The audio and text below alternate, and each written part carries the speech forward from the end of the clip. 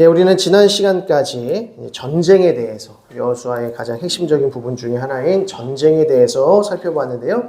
이 전쟁은 거룩한 전쟁이다 라고 말씀을 드렸습니다. 거룩한 전쟁이라고 하는 것은 곧 하나님의 전쟁이다. 하나님께서 진두지휘하시는, 하나님께서 이끄시는 전쟁, 그것이 바로 거룩한 전쟁이다 라고 했습니다. 기본적인 모범이 되는 전투가 바로 여리고성 전투였다고 하는 것인데요. 이 여리고성 전투는 철저히 하나님 앞에 순종함으로 하나님께서 주신 그 말씀의 전략을 따라서 하나님께서 원하시는 대로 여리고성을 13바퀴 돌고 난 후에 외쳤더니 무너지더라.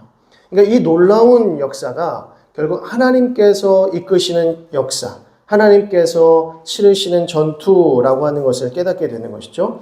그 이후에 아이성 전투에 나아가지만 아이성 전투는 패배하게 됩니다. 그 이유는 아간이 전리품으로 하나님의 것을 취했기 때문에 그렇다는 것이죠. 그래서 우리는 여기서 라합과 같은 자들은 복을 얻고 구원을 얻지만 아간과 같이 하나님의 말씀을 불순종하고 하나님 앞에 자기의 것을 드러내는, 자기의 공로를 드러내는 자들은 반드시 저주를 당한다, 멸망을 당한다 라는 것을 알 수 있습니다. 이런 부분에서 이 전쟁은 결국 거룩한 전쟁임이 분명해지는 것이죠. 자, 그리고 이어서 남부 전쟁을 보게 됐는데요. 이제 기브온 족속과 동맹을, 화친을 맺는 장면이 등장합니다. 기브온 족속이 먼 데서 온 것처럼 가장을 하고 그렇게 연기를 하면서 결국 화친에 이르게 되고, 이 남부 동맹군이 기브온을 치려고 하자 이스라엘 백성들, 여호수아와 이스라엘 백성들이 이 남부 동맹군들을 격파하는 장면이 이제 등장을 하게 됩니다. 이때에 해와 달아 머무르라, 그 자리에 머무르라 라고 하면서 이것이 해와 달을 머물게 한 것이 아니라 지구의 자전을 멈추는 놀라운 일들이 벌어졌다는 것이죠. 네, 이것이 하나님의 거룩하신 전쟁이었다라는 것을 알 수가 있는 것입니다. 그래서 이 남부 전쟁 이 말미에 보게 되면 이스라엘을 위하여 14절을 보게 되면 이스라엘을 위하여 싸우셨다. 하나님께서 이스라엘을 위해서 싸우셨다라는 말씀이 등장을 하죠. 이제 10장 42절 말씀입니다. 여호수아 10장 42절 이스라엘 하나님 여호께서 이스라엘을 위하여 싸우셨으므로 여호수아가 이 모든 왕들과 그들의 땅을 단번에 빼앗으니라 라고 합니다.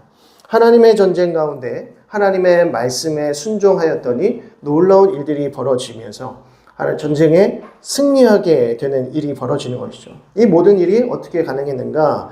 이스라엘을 위하여 우리 하나님께서 싸우셨다라고 하는 것입니다. 자, 이러한 놀라운 역사가 일어나는 장면까지 우리가 지난주에 살펴보았고요. 그래서 이 남부 가나안을 치는 이 장면 속에서 우리는 매우 중요한 사실을 한 가지 발견하게 되는데, 이스라엘 백성들이 가나안 땅에 한 번에 들어가지 못하고 40년 동안 광야에 방황하게 되는 일이 벌어지게 되는데요. 그것은 가데스 바네아 사건으로 인함이었습니다. 12정탐꾼을 가나안 땅에 보내었는데 그들이 돌아와서 10명의 정탐꾼들은 아낙 자손으로 인하여 우리가 메뚜기와 같다 라고 했고, 갈렙과 여호수아는 아니다, 그들은 우리의 밥이다 라고 합니다. 그 이유인 즉슨 하나님께서 그들을 우리의 손에 붙이셨기 때문이다. 하나님께서 말씀하셨으니까 이루실 것이다 라고 하는 것입니다. 그런데 결국에는 이스라엘 백성들이 10명의 정탐꾼들의 말을 들으면서 불평과 원망을 하게 되는 것이죠. 그로 말미암아 결국 40년 광야 생활을 하게 되고, 그리고 가나안 땅으로 또 바로 들어가는 것이 아니라 우회해서 에돔 땅과 모압과 암몬 땅으로 거쳐서 요단 동편으로 들어가서 거기서 이제 들어가더라. 결국 이 이스라엘 백성들로 하여금 가나안 땅으로 들어가지 못하게 하는 가장 큰 원인 중에 하나가 무엇이냐면 아낙 자손 때문이었다는 것입니다. 그들이 이스라엘 백성들보다 기골이 장대하여서 우리가 그들을 이길 수 없다라고 하는 거죠. 자, 그런데 40년 광야 생활을 마치고 난 다음에 에돔 땅을 거쳐서 모압을 거쳐서 암몬 땅으로 들어가는 과정 속에서 하나님께서 어떠한 승리를 주셨다고 합니까? 하나님께서 에돔과 모압과 암몬을 하나님의 그 은혜 가운데 족속으로 세우시는데, 하나의 민족으로 세우시는 과정 속에서 그 땅에도 에돔 땅, 모압 땅, 암몬 땅에도 아낙 자손의 후예들이 살았다는 것입니다. 그런데 에돔을 위하여, 모압을 위하여, 암몬을 위하여서도 이 아낙 자손들을 다 물리치셨다는 거죠. 그 은혜의 역사들을 이스라엘 백성들로 하여금 배우게 하신 겁니다. 자, 그리고 난 다음에 이제 여리고성을 치면서 내려가게 되는데, 그러면서 이제 남부에 있는 땅들을 하나하나 점령해 나아가는 것이죠. 남부 동맹군들을 이제 치는 장면이 등장하는데, 여기서 가장 중요한 것은 아낙 자손에게 승리하게 하시는 하나님, 아낙 자손을 진멸하시는 하나님의 역사가 나타나게 됩니다. 그것이 이제 오늘 그 앞부분에 여호수아 11장 부분에 나타나게 되는데요. 우리가 지난주에 10장까지 보았기 때문에 오늘은 11장부터 좀 보도록 하겠습니다. 11장 1절을 한번 보시게 되면 이제 가나안 북부를 이제 치는 장면이 등장을 하게 됩니다. 가나안 북부 동맹군들을 치게 되는데 11장 1절 한번 잠깐 보시면 하솔 왕 야빈이 이 소식을 듣고 마돈 왕 요밥과 시므론 왕과 아삽 왕과 라고 합니다. 자, 제가 여기에 이게 빨간색으로 지명을 이렇게 해놨는데요. 이 지명이 뭐냐면 이스라엘 백성들이 승리한 왕입니다. 그래서 하솔 왕, 그리고 악삽 왕, 마돈 왕, 거기에 시므론 왕도 있죠. 그 왕을 이기게 하신 그 지명을 적어 놓은 것입니다. 그러니까 왕을 이겼다라고 하는 것은 그 땅에 있는 리더십을 우리가 패배하게 하고 멸망하게 했다는 것이죠. 대신에 이것은 리더십만을 치고 그 군사들을 친 것이지 그 모든 족속들을 내쫓은 것은 아닙니다. 진멸하거나 내쫓지는 않았다는 것입니다. 누구만 쳤다? 리더십들만 쳤다는 것입니다. 그러니까 이제 전쟁의 왕과 전쟁의 장군들을 먼저 친 거죠. 그러니까 그 왕을 친 지역을 보니까 이 모든 지역이 왕을 꺾은 지역이다라고 보시면 됩니다. 대신에 이 민족을 다 내쫓지는 못한 상황입니다. 그래서 이 민족, 원래 살고 있었던 그 거민들을 다 내쫓거나 아니면 진멸하거나 이 둘 중에 하나가 정복이라고 하는 것입니다. 그래서 하나님께서 이스라엘 백성들로 하여금 이 모든 땅을 정복하라고 하셨을 때에는 뭐 해라? 다 내어 쫓아라. 아니면 진멸하라. 여리고성처럼 진멸하든지 아니면 다 내어 쫓든지 결코 함께 하지 마라. 함께 살지 말라라는 것이 핵심이었습니다. 그러니까 지금 하솔 왕, 그리고 마돈 왕, 요밥, 그리고 시므론 왕, 악삽 왕, 이렇게 여기가 지금 이 갈릴리 지역의 북부 동맹군을 이야기하는 것입니다. 자, 5절을 보시면 이 왕들이 모두 모여 나와서 이스라엘과 싸우려고 메론 물가에 함께 진쳤더라 라고 합니다. 그리고 6절 여호와께서 여호수아에게 이르시되 그들로 말미암아 두려워하지 말라. 내일 이맘때에 내가 그들을 이스라엘 앞에 넘겨주어 몰살시키리니 너는 그들의 말 뒷발에 힘줄을 끊고 그들의 병거를 불사르라 하시니라. 이에 여호수아가 모든 군사와 함께 메론 물가로 가서 갑자기 습격할 때에 여호와께서 그들을 이스라엘 손에 넘겨주셨기 때문에 그들을 격파하고 큰 시돈과 미스로봇 마임까지 추격하고 동쪽으로는 미스바 골짜기까지 추격하여 한 사람도 남기지 아니하고 쳐 죽이고 라고 합니다. 그리고 10절을 보시면 하솔은 본래 그 모든 나라의 머리였더니 그때에 여호수아가 돌아와서 하솔을 취하고 그 왕을 칼날로 쳐 죽였다라고 합니다. 여기서 하솔이 어디죠? 여기가 이제 하솔입니다. 여기가 북부 동맹군의 머리였다 이렇게 얘기를 합니다. 실제로 이 하솔이라고 하는 지역은 군사적으로 매우 중요한 지역이었다고 합니다. 당시에. 그리고 이 하솔을 지나야만 이 땅으로 들어갈 수가 있게 되겠네요. 이 하솔로 지나가지 못하면 군대들이 이 땅들을 이 이스라엘 백성들의 땅에 침범하지 못했다고 합니다. 그래서 하솔을 먼저 쳐야만 들어갈 수 있게 되는 것이죠. 그래서 매우 군사적으로 중요한 지역이었고 매우 막강한 성읍이었다는 것을 알 수 있습니다. 그래서 이 하솔이 고고학적인 그 증거들을 보게 되면 굉장히 컸다고 해요. 이 하솔 지역이 굉장히 컸다고 하고 그 성읍이 굉장히 컸다고 합니다. 그래서 이 하솔을 통해서 들어오게 되는 것이죠.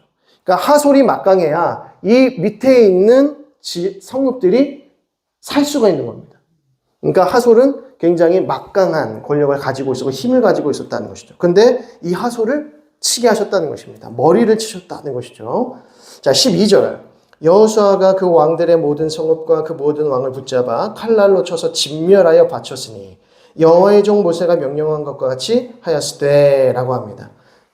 15절 여호와께서 그의 종 모세에게 명령하신 것을 모세는 여호수아에게 명령하였고 여호수아는 그대로 행하여 여호와께서 모세에게 명하신 모든 것을 하나도 행하지 아니한 것이 없었더라라고 합니다. 이것이 무엇이다? 거룩한 전쟁, 영적 전쟁, 하나님의 전쟁이라고 하는 것입니다.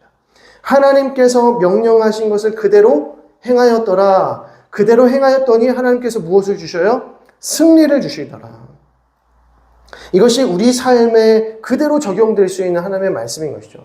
우리가 이 세상을 어떻게 승리할 것인가? 이 세대를 어떻게 하나님의 뜻 가운데 살아갈 수 있을 것인가? 그것은 너무나 분명한 메시지인 것입니다. 순종하라. 하나님의 뜻 가운데 순종하면 반드시 하나님께서 우리에게 복 주시고 우리에게 승리를 주신다는 것입니다.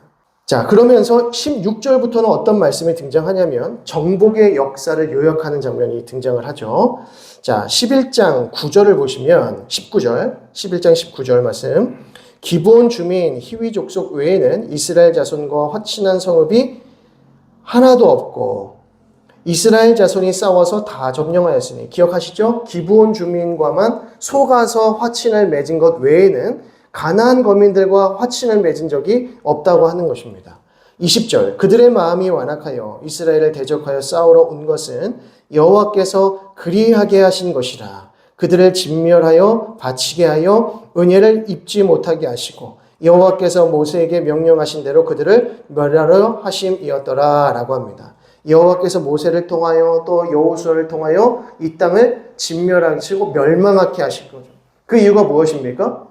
이스라엘을 사랑하셔서가 아니라, 물론 이스라엘을 사랑하시지만 그보다 먼저 가나안 거민들의 죄악을 심판하신다는 것입니다. 심판의 메시지가 우선한다는 것이죠. 자, 그래서 21절 그때의 여호수아가 가서 산지와 헤브론과 드빌과 아납과 유다 온 산지와 이스라엘 온 산지에서 아낙 사람들을 멸절하고 그가 또 그들의 성읍들을 진멸하여 바쳤으므로 이스라엘 자손의 땅에는 아낙 사람들이 하나도 남지 아니하였고 가사와 가드와 아스돗에만 남았더라. 여기서 가사와 가드와 아스돗이 어디냐면 블레셋 지역입니다. 이 블레셋 지역에 아낙 자손들이 다 도망친 거죠. 왜? 여기에 있으면 이스라엘에게 다 진멸당하니까 도피하는 겁니다. 그래서 블레셋 땅으로 다 도망하게 되고요. 그래서 이와 같이 여호수아가 여호와께서 모세에게 말씀하신 대로 그 온 땅을 점령하여 이스라엘 지파의 구분에 따라 기업으로 주매 그 땅에 전쟁이 그쳤더라라고 합니다. 그래서 모든 이 중요한 지역의 왕들을 다 이제 멸절하고 다 진멸하고 난 다음에 이제 전쟁이 그치게 됩니다. 더 이상 군사적 싸움은 이제 마무리가 되어지고 이제 어떤 일들만 하면 되느냐? 올라가서 내쫓든지 진멸하는 이 정복의 과정만 남은 거예요. 물론 이 과정 속에서 전쟁을 다시 한번 치러야 될 때도 있고 싸워야 하는 부분도 있게 되는 것이죠. 그러나 이스라엘 백성들이 이제 이 땅을 분배하게 되는데 분배했을 때에는 그 땅을 분배받은 그 족속들이 그것을 다 마무리 지어야 하는 일이 남은 것입니다.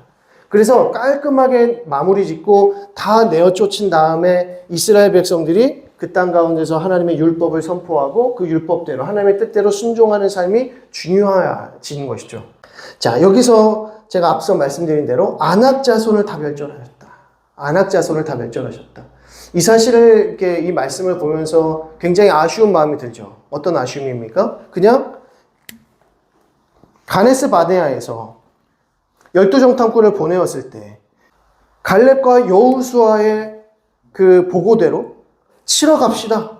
하나님께서 그 땅을 우리에게 주셨으니 치러 올라갑시다. 그들은 우리의 밥이다. 라고 해서 치러 올라갔으면 어떤 일이 벌어졌을까요? 아낙 자손들을 다 내어 쫓을 수 있었을 것입니다. 진멸할 수 있었을 것입니다. 왜냐하면 하나님께서 내가 너에게 그 땅을 주리라 약속하셨기 때문이죠. 약속하신 대로 성취하시기 때문에 순종하여 올라갔다면 40년 광야 생활 하지 않아도 되었을 것이라는 거죠. 그래서 모세도 그 땅으로 들어가고, 그죠? 제1세대들도 다 그 땅으로 들어갈 수 있었을 것입니다. 그런데 결국 들어가지 못하게 되고, 아낙 자손들을 쫓으시는 그 하나님의 은혜를 이후에나 45년 이후에나 경험하게 되는 것입니다. 자, 그렇게 해서 이제 12장부터는 어떤 내용이 등장을 하냐면 이제 모세가 정복한 땅들이 어디이고 또 그 이후에 여호수아가 정복한 땅이 어디인지를 보여줍니다. 그래서 12장 1절을 보면 이스라엘 자손이 요단 저편 해돋는 쪽 아르논 골짜기에서 헤르몬 산까지의 동쪽 온 아라바를 차지하고 그 땅에서 쳐 죽인 왕들은 이러하니라 라고 합니다. 여기서 이제 오늘은 지도를 조금 보셔야 됩니다. 지도 다 가져오셨는지 모르겠는데 오늘은 이스라엘 각 지파의 영역이라고 하는 그 부분을 보셔야 됩니다. 여기서 1절을 다시 한번 보니까 아르논 골짜기에서 헤르몬 산까지라고 합니다. 아르논 골짜기가 어디냐면 여기가 아르논 골짜기입니다. 이게 아르논 강입니다. 아르논 강. 사해 쪽으로 이제 흘러 들어가는 강, 큰 강이 이제 아르논이라고 하죠. 그 위에 보면 디본이 있고 아다롯이 있죠. 찾으셨습니까? 예, 그 지역이 거기가 아르논 골짜기, 아르논 강이에요. 여기서부터 어디까지요? 헤르몬산이라고 합니다. 헤르몬산. 자, 헤르몬산 찾아보십시오. 저 위쪽에 이 헤르몬산. 헤르몬산 지경까지 요단 동편 지역을 차지했다는 것입니다. 이것을 어떻게 차지했었냐면 이제 에돔을 지나 모압을 지나 이제 암몬으로 이렇게 들어가면서 에돔과 싸우지 않았어요. 또 모압과도 싸우지 말라, 암몬과도 싸우지 말라. 왜? 너희들의 형제이기 때문에 싸우지 말라 이렇게 말합니다. 그런데 이 길르앗 지역과 바산 쪽에서 싸우러 내려오는 거예요. 그래서 요단 동편을 그렇게 차지하게 되는 것이죠. 이쪽에 르우벤 지파가 있죠. 그 위에 갓 지파가 있고 맨 위쪽에 므낫세 반 지파의 땅이 있습니다. 이 므낫세 반 지파의 땅, 그 위쪽에 이제 헤르몬산 지경까지 되는 것이죠. 자, 그리고 7절부터 보시게 되면 여호수아가 정복한 왕들이라고 합니다. 자, 그래서 7절에 여호수아와 이스라엘 자손이 요단 이편 곧 서쪽 레바논 골짜기의 바알갓에서부터 세일로 올라가는 곳 한락산까지 쳐서 멸한 그 땅의 왕들은 이러하니라 라고 하면서 쭉 나오죠. 그래서 9절을 보시면 하나는 여리고 왕이요, 하나는 베델 곁에 아이 왕이요, 하나는 예루살렘 왕이요, 하나는 헤브론 왕이요, 하나는 야르문 왕이요. 이게 이제 그 얘기죠. 여리고 왕이요, 베델 옆 아이의 왕이요, 예루살렘 왕이요, 헤브론 왕이요. 이제 이렇게 밑으로 내려가고 있는 것이죠. 라기스 왕이요, 헤글론 왕이요, 두빌 왕이요. 이렇게 보이시죠? 이 부분이 24절까지. 그래서 중앙부부터 남부 동맹군 친 거, 그리고 위로 올라가면서 북부 동맹군 친 이 이야기를 이제 여호수아가 차지한 왕의 이 이름들로 쭉 나열이 되어 있는 것이죠. 13장부터는 이제 분배에 대한 말씀이 나옵니다. 자, 전쟁이 그치기는 했지만 완전히 다 정복한 것은 아니었다고 말씀을 드렸습니다. 그런데 왜 다 정복한 것이 아닌데 분배를 하는가? 자, 13장 1절 봅니다. 여호수아가 나이가 많아 늙음에. 이게 가장 큰 이유입니다. 여호수아가 나이가 들어서 이제 하나님의 부르심을 받게 되기 직전이었기 때문에 여호수아가 살고 있었던 그 순간에 땅을 먼저 분배를 하는 것입니다. 그래서 여호와께서 그에게 이르시되 너는 나이가 많아 늙었고 얻을 땅이 매우 많이 남아있도다 라고 말합니다. 남아있다. 이 남은 땅은 이러하니 블레셋 사람의 모든 지역과, 자, 블레셋 지역 여기가 있죠. 그리고 그술 족속의 모든 지역. 그술이 어디입니까? 요 지역입니다. 여기. 요 지역. 그리고 이 블레셋 지역. 여기를 아직 차지하지 못했다는 거죠. 그리고 3절에 곧 애굽 왕 시월 시내에서부터 가나안 사람에게 속한 북쪽 에그론 경계까지와 블레셋 사람의 5 통치자들의 땅, 가사, 아스돗, 아스글론, 가드, 에그론, 그리고 남쪽 아위 족속의 땅까지, 그리고 또 가나안 족속의 모든 땅과 시돈 사람에게 속한 무아라와 아모리 족속의 경계 아벡까지와 또 그발 족속의 땅과 해 뜨는 곳의 레바논 곳 헤르몬 산에서 바알갓에서부터 히말까지 도는, 여기 어디냐면 이 지역입니다. 이 지역까지. 이 지역도 아직 차지하지 못한 겁니다. 여기도 차지하지 못했고, 차지하지 못했으니까 아까 아낙 족속이 어디로 숨었다고 도망쳤다고요? 여기 있었던 다 족속들이 다 블레셋 땅으로 도망갔다는 것입니다. 블레셋 땅으로 도망가 버리니까 이제 여기를 쳐야 되고, 그리고 이 위쪽 쳐야 되고, 이 지역까지 쳐야 되는 것이죠. 여기까지 쳐야 모든 것이 완벽하게 이제 끝이 나게 되는 것입니다. 자, 그러면서 6절, 이건 좀 별표를 치셔야 됩니다. 또 레바논에서부터 미스로마임까지 산지의 모든 주민 곧 모든 시돈 사람의 땅이라. 내가 그들을 이스라엘 자손 앞에서 쫓아내리니 너는 내가 명령한 대로 그 땅을 이스라엘에게 분배하여 기업이 되게 하되. 자, 무엇을 주세요? 하나님께서 약속을 주시죠. 이 약속은 가장 중요하다고 했습니다. 영적 전쟁에 있어서 하나님의 약속이 가장 중요하고 그 약속에 대한 확신과 믿음을 가지고 순종하며 나아갈 때에 하나님께서 무엇을 주신다? 승리를 주신다. 이게 이제 영적 전쟁의 공식이었다는 겁니다. 거룩한 전쟁의 공식. 반드시 하나님께서 무엇을 주셔야 돼요? 약속을 주셔야 돼요. 그리고 말씀을 주신 대로 순종해야 되고 승리한다는 것이죠. 그러니까 여기에 지금 분배한 대로 너희가 쫓아내면 반드시 쫓아낼 수 있고 너희가 정복할 수 있게 될 것이다 라고 약속을 주십니다. 그리고 7절, 너는 이 땅을 9지파와 므낫세 반지파에게 나누어 기업이 되게 하라. 자, 그러면 이제 어떻게 나눌 것인가 라고 하는 게 이제 중요해지겠죠. 어떤 방식으로 나누게 되는가. 자, 8절을 보시면 므낫세 반지파와 함께 르우벤 족속과 갓 족속은 요단 저편 동쪽에서 그들의 기업을 모세에게 받았는데 여호와의 종 모세가 그들에게 준 것은 이러하니 라고 하면서 요단 동쪽에 대한 르우벤 지파, 갓 지파 그리고 므낫세 반지파에게 어떤 지역으로 주었는지를 이제 말씀하시는 거예요. 그래서 이 부분들을 보시게 되면 이 나누어드린 이 지도에 있는 그 지역명이 그대로 이제 나오게 됩니다. 그래서 그걸 한번 살펴보시면 될 것 같고요. 그리고 나서 14절을 보시면 레위 지파에게는 여호수아가 기업으로 준 것이 없었으니 이는 그에게 말씀하신 것과 같이 이스라엘 하나님 여호와께 드리는 화제물이 그들의 기업이 되었습니다라 라고 합니다. 그러니까 레위 지파까지도 지금 기업을 분배해 줘야 되는데 그런데 레위 지파는 땅을 기업으로 받지 않습니다.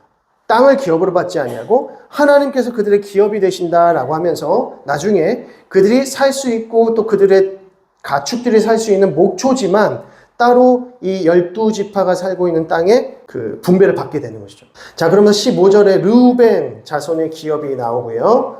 즉 24절부터 보면 갓 자손의 기업이 나옵니다. 그리고 29절을 보게 되면 므낫세 자손의 기업이 어디였는지가 이제 나오게 되는 것이죠. 그리고 나서 다시 32절부터 보게 되면 요단 동쪽 여리고 맞은편 모압 평지에서 모세가 분배한 기업이 이러하여도 오직 레위 지파에게는 모세가 기업을 주지 아니하였으니 이는 그들에게 말씀하신 것과 같이 이스라엘 하나님 여호와께서 그들의 기업이 되심이었더라. 이 한 번 더 반복하죠. 지금 바로 앞 구절에서 레위 지파에 대한 이야기 다시 한번 하고 그리고 또 여기서 다시 한번 또 레위 지파에 대한 이야기를 합니다. 그럼 레위 지파는 어떻게 땅을 분배받았는가? 라고 했을 때 이 모든 과정이 다 끝난 다음에 다시 레위 지파에 대한 이야기가 나옵니다. 자, 14장을 보게 되겠습니다. 14장. 자, 이제 3-2가 되겠죠? 유다와 요셉 지파에게 가장 먼저 이 땅 분배가, 기업의 분배가 이루어지게 됩니다. 3-2-1, 유다 자손의 기업. 그래서 14장 1절을 보시면 이것은 이스라엘 자손이 가나안 땅에서 받은 기업, 곧 제사장 엘르아살과 눈의 아들 여호수아와 이스라엘 자손 지파의 족장들이 분배한 것이니라. 자, 이 이스라엘 땅을 어떻게 분배합니까? 누가 분배합니까? 제사장 엘르아살, 대제사장입니다. 대제사장 엘르아살과 눈의 아들 여호수아와 그리고 각 지파의 족장들이 모여서 이제 제비를 뽑는 방식으로 이제 땅을 나누게 되는 것입니다. 자, 그래서 2절을 보겠습니다. 여호와께서 모세에게 명령하신 대로 그들의 기업을 제비 뽑아 9지파와 반지파에게 주었으니 라고 하면서 이는 2지파와 반지파의 기업은 모세가 요단 저쪽에서 주었으며 레위 자손에게는 그들 가운데에서 기업을 주지 아니하였으니 이는 요셉의 자손이 므낫세와 에브라임 2지파가 되었습니다. 이 땅에서 레위 사람에게 아무 분깃도 주지 아니하고 다만 거주할 성읍들과 가축과 제사를 위한 목초지만 주었으니 여기 나오죠. 성읍과 목초지만 주게 됩니다. 레위 지파에게는요. 그리고 이스라엘 자손이 여호와께 모세에게 명령하신 것과 같이 행하여 땅을 나누었더라 라고 하면서 이제 6절부터 본격적으로 유다 자손에게 가장 먼저 땅을 주게 됩니다. 자, 6절. 그때에 유다 자손이 길갈에 있는 여호수아에게 나오고 그니스 사람 여분네 아들 갈렙이 여호수아에게 말하되 여호와께서 가데스 바네아에서 나와 당신에게 대하여 하나님의 사람 모세에게 이르신 일을 당신이 아시는 바라. 내 나이 40세에 여호와의 종 모세가 가데스 바네아에서 나를 보내어 이 땅을 정탐하게 하였으므로 내가 성실한 마음으로 그에게 보고하였고. 몇 살 때예요? 40세에 어디를 갔다 하는 것입니까? 가데스 바네아에서 정탐을 갔었다는 겁니다. 9절 말씀을 보면 그날에 모세가 맹세하여 이르되 내가 내 하나님 여호와께 충성하였은즉 내 발로 밟는 땅은 영원히 너와 내 자손의 기업이 되리라 하였나이다. 이제 보소서 여호와께서 이 말씀을 모세에게 이르신 때로부터 이스라엘이 광야에서 방황한 이 45년 동안을 여호와께서 말씀하신 대로 나를 생존하게 하셨나이다. 오늘 내가 몇 세다? 85세다. 이렇게 얘기하죠. 자, 그러니까 가데스 바네아에서 40세였기 때문에 40년 광야 방황 생활을 하고 여리고성을 치러 들어갔다가 남부 치고 북부 치는 동안 몇 년이 흐른 겁니까? 5년이 흐른 거죠. 예, 5년 동안 전쟁을 한 겁니다. 그래서 이제 갈렙이 85세가 되었다는 것이죠. 자, 12절을 보겠습니다. 그날에 여호와께서 말씀하신 이 산지를 지금 내게 주소서. 당신도 그날에 들으셨거니와 그곳에는 아낙 사람이 있고 그 성읍들은 크고 견고할지라도 여호와께서 나와 함께 하시면 내가 여호와께서 말씀하신 대로 그들을 쫓아내리다 하니 여호수아가 여분네의 아들 갈렙을 위하여 축복하고 헤브론을 그에게 주어 기업을 삼게 하매라고 합니다. 자, 갈렙에게 어떤 땅을 줍니까? 헤브론을 줍니다. 자, 그런데 여기 헤브론에 누가 살고 있다고요? 헤브론에 지금 누가 살고 있어요? 아낙 사람이 있다고 합니다. 아직도 여기에 아낙 사람들이 좀 남아 있었다고 하는 것이죠. 자, 그 성읍들은 크고 견고하다. 아낙 사람이 살고 있고 이 성읍은 아직도 크고 견고하다. 물론 보시면 헤브론 지금 빨간색 표시되어 있잖아요. 이게 무슨 뜻이라고요? 헤브론 왕을 쳤다는 거죠.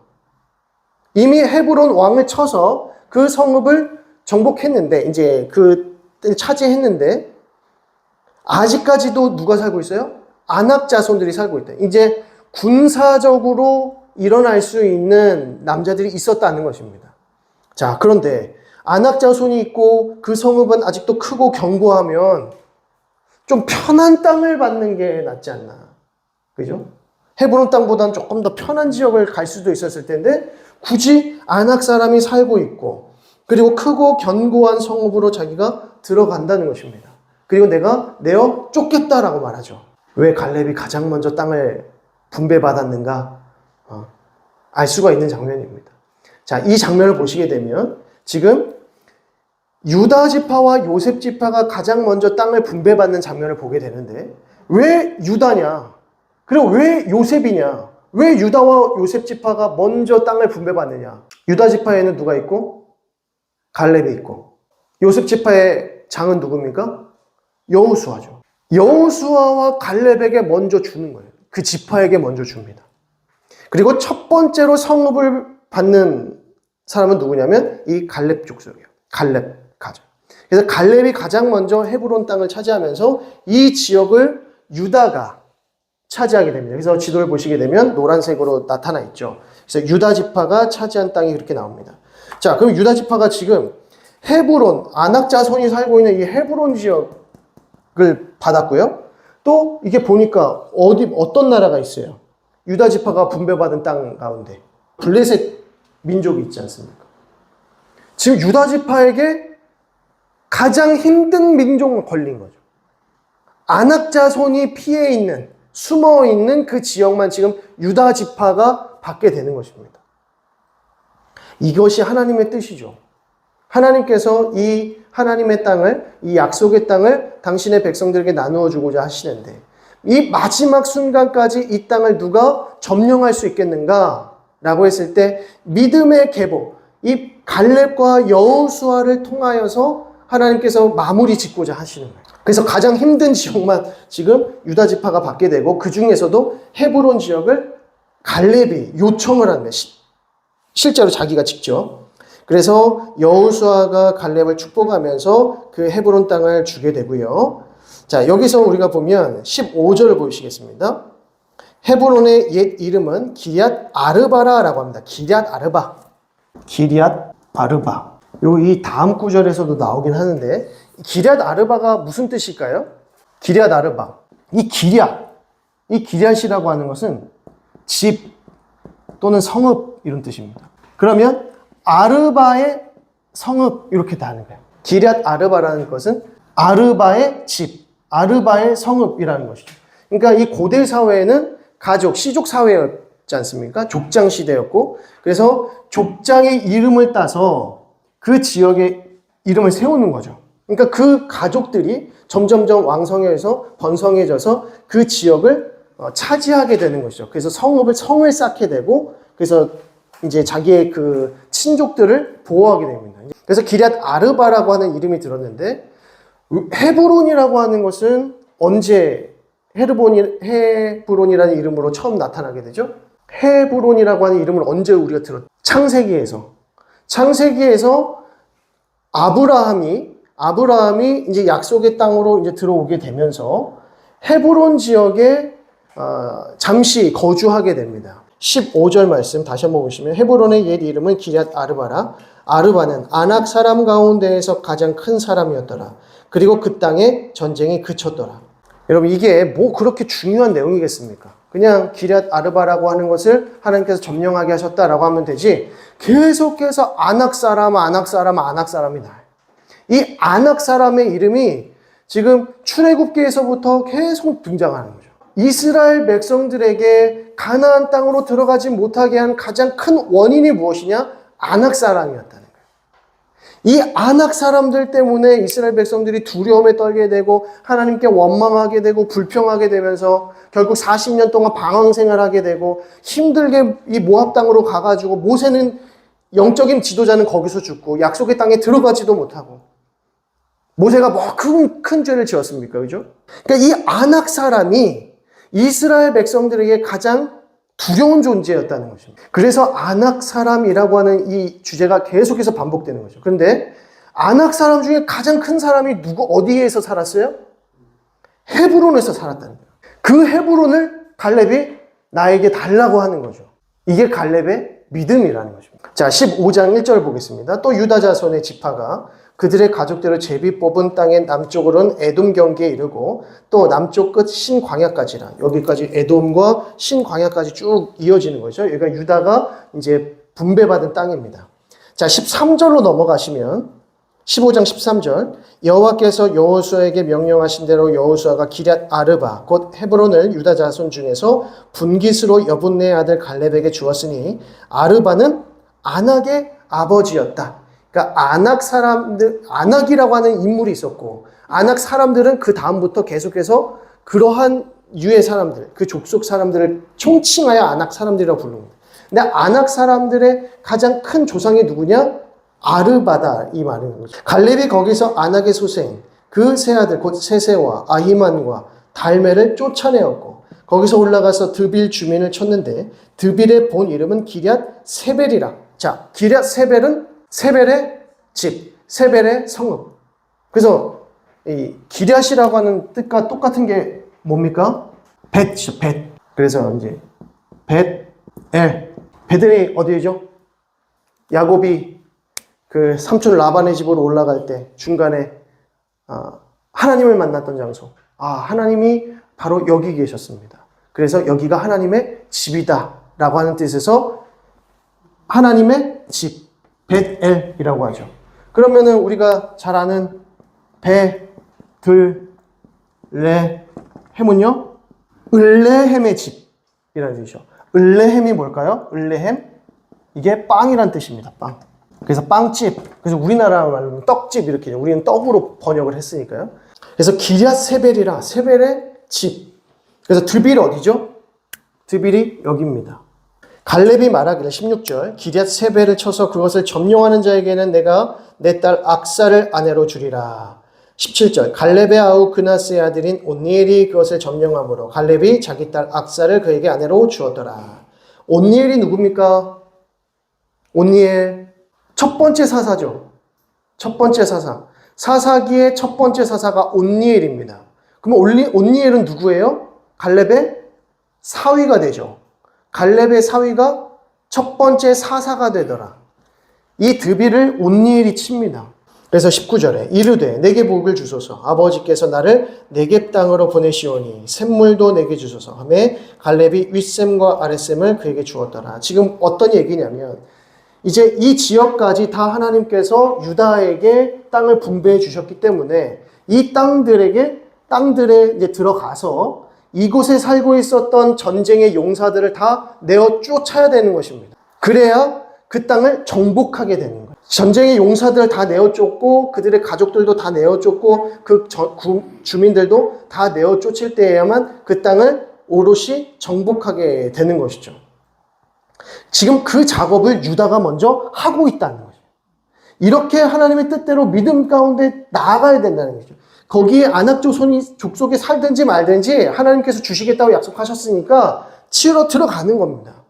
그랬더니 이제 갈렙이 이제 혼자서 그 믿음의 전쟁을 하는 것이 아니라 이제 나와 함께 이 유다 족속 가운데에서 나와 함께 이 거룩한 전쟁에 참여할 자가 누구냐? 내가 그에게 내 딸을 주겠다. 그랬더니 온니엘이라고 하는 용사가 탁 나타나서 드비를 또 치는 거예요. 이게 뭡니까? 믿음의 사람들이 세워지는 과정인 것이죠. 그런데 이 첫 번째 이 멋지게 온니엘 첫 번째 사사가 등장하는 모습이 너무나도 멋있는 반면에 그 사사기서의 마지막 사사가 누굽니까? 삼손입니다. 삼손은 정반대의 모습을 취하죠. 그는 블레셋을 쳐야만 했음에도 불구하고 블레셋을 치지 못하고 오히려 블레셋 여인과 동침하게 됩니다. 그와 혼인하고 싶어져요. 그러니까 점령해야 하는데 점령하지는 않고 자기의 정욕을 따라 살아가는 사사의 모습이 비춰진다는 것이죠. 이게 뭡니까? 이제 사사기가 이 영적 암흑 시대를 살아간다는 하는 것을 보여주는 겁니다. 그래서 첫 사사가 등장하는 이 장면은 너무나도 중요한 부분이다. 갈렙과 함께 믿음 가운데 하나님의 전쟁을 치를 자가 누구냐? 라고 할 때, 온니엘이 먼저 탁 나오면서 결국 여호수아가 죽은 이후에 이제 지도자가 또 세워져야 되지 않습니까? 이제 사사 시대로 넘어가는데 그때의 첫 번째 지도자가 바로 온니엘이었다라고 하는 것을 알 수가 있는 것이죠. 자, 그러면서 20절부터는 유다 자손의 기업에 대해서 등장을 하고요. 자, 그리고 63절을 보겠습니다. 63절을 보면 예루살렘 주민 여부스 족속을 유다 자손이 쫓아내지 못하였으므로 여부스 족속이 오늘까지 유다 자손과 함께 예루살렘에 거주하니라 라고 합니다. 자, 지금 이게 63절은 어떤 내용에 포함되어 있는 말씀입니까? 유다 자손의 기업에 대해 말씀하는 장면에서 맨 마지막 구절에 예루살렘 주민 여부스 족속을 유다 자손이 쫓아내지 못했다. 자, 예루살렘이 어디예요? 여기죠. 예루살렘에 있는 여부스 족속을 쫓아내지 못했다라고 합니다. 그러니까 못 쫓아냈다라고 하는 것을 요약적으로 나타납니다. 자, 16장으로 넘어가면 이제 요셉 자손이 제비 뽑은 것은 여리고샘 동쪽 곳 여리고 곁 요단으로부터 광야로 들어가 여리고로부터 베델 산지로 올라가고라고 합니다. 자, 여리고에서 베델 산지로 올라간다라는 것이죠. 자, 그래서 이 광야로 들어가서 베델 산지로 올라가고 베델에서부터 루스로 나아가 아렉 족속의 경계를 지나 아다롯에 이르고 그러면서 쭉 올라갑니다. 자, 그리고 5절을 보면 또 어디로 나오고 그 10절 보겠습니다. 10절은 우리 다 같이 읽어보도록 하겠습니다. 16장 10절 시작. 그들이 게셀에 거주하는 가나안 족속을 쫓아내지 아니하였으므로 가나안 족속이 오늘까지 에브라임 가운데 거주하며 노역하는 종이 되니라 라고 합니다. 게셀이 어디죠? 여긴데 여기 있는 족속을 내쫓지 아니하였다. 노역하는 종으로 삼았다라는 뜻입니다. 중요한 것은 쫓아내지 아니했다는 겁니다. 63절은 뭐라고 하죠? 여부스 족속을 유다 자손이 쫓아내지 못하였다. 16장 10절은 쫓아내지 아니하였다. 그 전쟁이나 싸움을 통해서 정복하지 못할 수도 있죠. 그러나 계속해서 정복 전쟁을 치러야 되는 거예요. 쫓아내야 되는 거예요. 그런데 지금 16장 10절에서 에브라임 지파는 어떻게 하는 겁니까? 쫓아내지 않고 그들을 자기들의 종으로 삼았다는 거죠. 점점 실리를 추구하는 모습으로 나타납니다. 하나님의 명령을 따르지 아니하고 자기들의 옳은 소견대로 선택하는 거죠.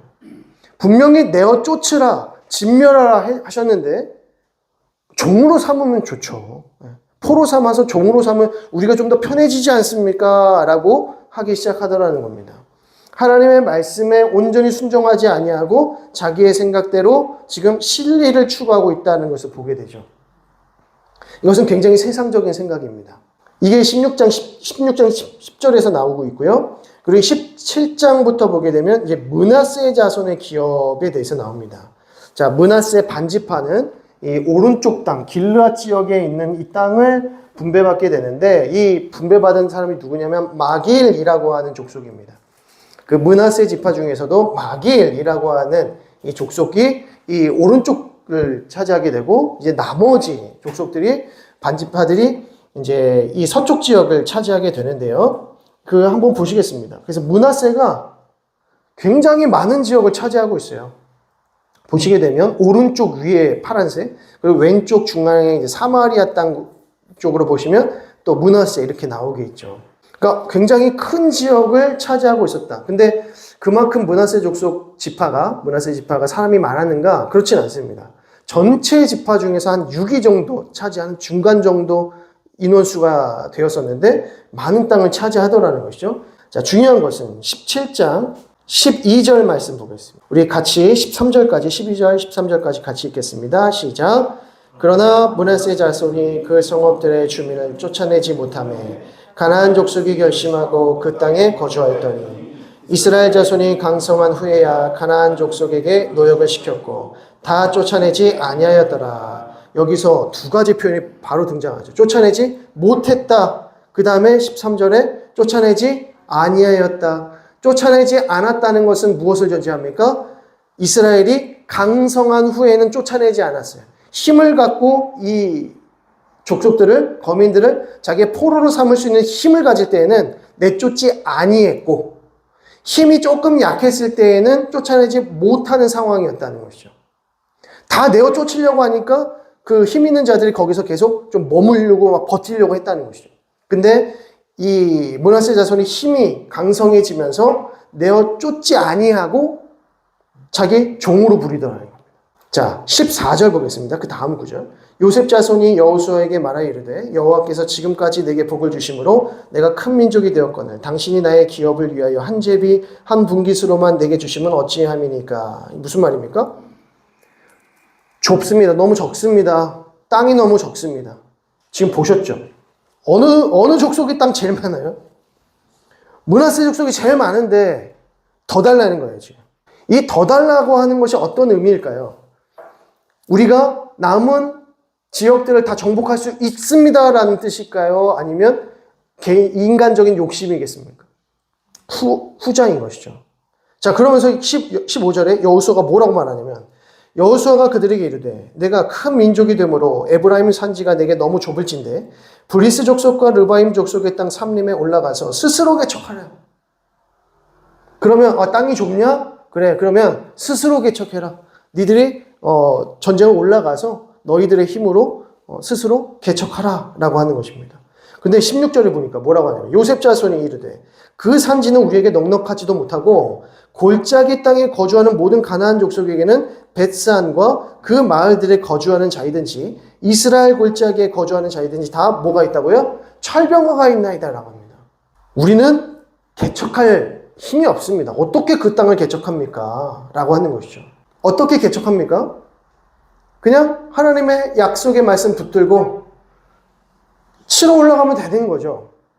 철병거가 있든지 안악자손이 있든지 그거는 중요한 것이 아니라 하나님의 말씀에 의지하여 그 약속에 의지하여 들어가면 하나님께서 승리하게 하신다는 겁니다. 근데 이미 므낫세 지파에게는 뭐가 없다? 믿음이 쇠하여지고 있다는 것이죠. 쫓아내라고 했는데 쫓아내지도 못하고 쫓아내지도 아니하고 땅은 좁다고 말하고 원망하고 불평하고 스스로 개척하라고 하니까 어떻게 싸우냐? 우리는 싸울 수 없다. 이렇게 말한다는 것입니다. 그때 여호수아가 17절에 다시 요셉의 족속 곧 에브라임과 므낫세에게 말하 이르되 너는 큰 민족이요 큰 권능이 있은즉 한 북인만 가질 것이 아니라 그 산지도 내 것이 되리니 비록 삼림이라도 내가 개척하라 그 끝까지 내 것이 되리라. 가나안 족속이 비록 철병거를 가졌고 강할지라도 내가 능히 그를 쫓아내리라 하였더라 라고 합니다. 근데 쫓아냈을까요? 못 냈을까요? 예, 쫓아내지 못했으니까 이렇게 기록이 되어 있는 겁니다. 자, 18장 1절 보시면 이스라엘 자손의 온 회중이 실로에 모여서 거기에 회막을 세웠으며 그 땅은 그들 앞에서 돌아와 정복되었더라. 이 말씀이 무엇이냐면 이제 제일 먼저 어느 지파가 땅 분배를 받았습니까? 유다 지파, 갈렙을 중심으로 한 유다 지파가 가장 먼저 땅 분배를 받았고 두 번째는 에브라임과 므낫세가 땅 분배를 받았습니다. 자, 그리고 나서 이 세 지파를 제외한 나머지 7지파는 실로에 모입니다. 이 앞에 있는 세 지파는 길갈에서 엘르아살과 여호수아와 그 족장들이 함께 모여서 제비를 뽑았고 나머지 7족속은 지금 실로에 모여서 이제 나머지 땅을 제비 뽑는 겁니다. 그래서 2절 보시면 그러나 이스라엘 자손 중에 그 기업에 분배를 받지 못한 자가 아직도 7지파라. 여호수아가 이스라엘 자손에게 이르되 너희가 너희 조상의 하나님 여호와께서 너희에게 주신 땅을 점령하러 가기를 어느 때까지 뭐 하겠느냐? 지체하겠느냐. 지금 뭐 하고 있는 거예요? 지체하고 있다는 겁니다. 빨리 개척하러 올라가고 내어 쫓고 진멸하여서 그 땅을 정복해야 함에도 불구하고 올라가지 않는 겁니다. 여호수아가 이제 나이가 많아서 이제 하나님의 부르심을 받기 전이기 때문에 땅 분배를 먼저 한다고 말씀드렸습니다. 완벽한 정복이 이루어지지 않았지만 나머지 이 땅 분배를 통하여서 자기에게 분배된 그 땅, 그 지역을 점령하면 되는 거예요. 왜냐하면 하나님께서 약속하셨으니까. 근데 그렇게 하지 않는 것입니다. 지체하고 있다는 것이죠. 그래서 마지막 18장 10절을 보면 여호수아가 그들을 위하여 실로의 여호와 앞에서 제비를 뽑고 그가 거기서 이스라엘 자손의 분파대로 그 땅을 분배하였더라 라고 합니다. 자, 여기서 이렇게 하면서 이제 분배를 다 받게 되는 것이죠. 분배를 받게 되고 이제 7지파도 다 되고 그래서 마지막으로 20장과 21장을 보시면 레위 사람의 성읍이라고 해서 그래서 앞서 말씀드린 대로 레위인들도 이제 살아가야 할 공간이 있어야 되기 때문에 레위인들이 이제 그 성읍을 분배받게 되고요. 그리고 목초지를 분배받게 됩니다. 근데 이 레위인이 받은 성읍 중에는 도피성이 포함된 총 48개의 성읍을 받게 돼요. 근데 이 48개의 성읍은 어디 한 군데에만 몰려있는 것이 아니라 여러 지역에 흩어져 있습니다.